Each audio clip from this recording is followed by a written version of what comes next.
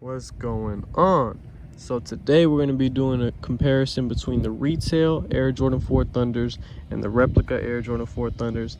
Now if you can't tell which is which, we'll get into that in a minute.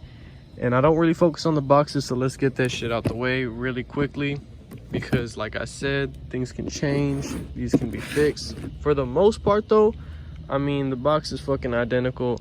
There's not gonna be too much to say aside from it being more durable. You know, the paper is even almost identical. You know, I can't really notice anything. I noticed this sticker, but retails have that sticker too. So let's get right into the sneakers, and I will show you guys a more in-depth review while also letting y'all know what you need to do. If you got any questions, you know what's up. And let's get into a little backstory. Whatever, came out in 06. They were originally 500 bucks. They came with like a bunch of gear and stuff. They were exclusive online release. Then they got retroed in 2012, and now here we are looking at the latest retro. So these look pretty solid, and before I say any of this could just be my pair, and again, this can be fixed very easily. This could just be the batch that I got, but there is a little obvious factor that we can look into if you do not know which is which. The retail pair is on the right, the replica is on the left. Now, the big and most obvious flaw that I found on my pair was that the lining, and we got a lot of sunlight to see this, is kind of gray. Is actually pretty obvious because everything else is spot on for the most part except for the lining. Now it's much darker on the retail pair.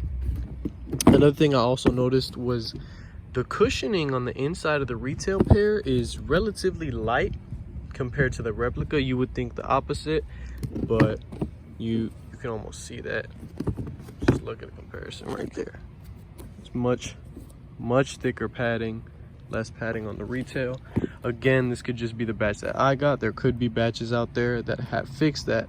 So to focus on ways to actually notice comparisons and differences between a rep and a retail, I would look in this corner right here by the cage. As you can see, this stitch square is relatively large. You know, it takes up a decent amount of space on the shoe, but on the replica pair, it's fucking tiny. It's almost non-existent, and that's a decent way for me to tell, at least. Also, underneath the cage, you can see it's more oval-like and kind of like a U-shaped on the retail pair, whereas on the rep, it's a little bit wider. Also, the little material right here is yellow, and it stops kind of right here. You can see that it's black, but on the rep pair, it's just yellow all the way. Again, these are minor differences that can vary by batch, but that's just what I noticed with the pair that I have. The tongue also seems a bit shorter on the replica pair. On the retail, it just sits up higher. These are a whole size smaller, and the tongue is still longer, so that should say something. You know, the back is pretty spot on, but I feel like the heel tab is slightly taller on the replica pair. I mean, that could be because of size, but I'm not too sure, to be honest with you. I think that's pretty solid difference. Also, I believe on the rep, the back tongue lining is a bit of a different color compared to the retail pair. Slightly different. And to be honest with you, in the color in general, they did a pretty good job.